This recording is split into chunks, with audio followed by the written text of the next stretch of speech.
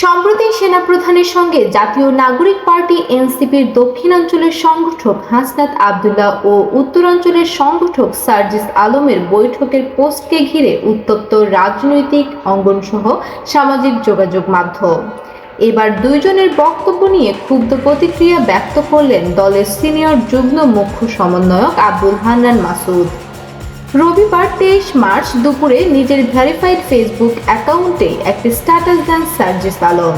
সার্জিস সেখানে সেনাপ্রধানের সঙ্গে বৈঠকের ব্যাপারে নিজের অভিমত ও পর্যবেক্ষণ তুলে ধরেন।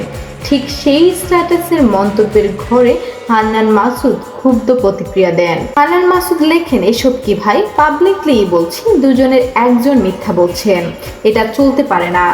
দলের গুরুত্বপূর্ণ পোস্ট হোল্ড করেও আপনারা যেভাবে ব্যক্তিগতভাবে বিচরণ করছেন এবং তা পাবলিক করে এনসিপিকেই বিতর্কিত করছেন।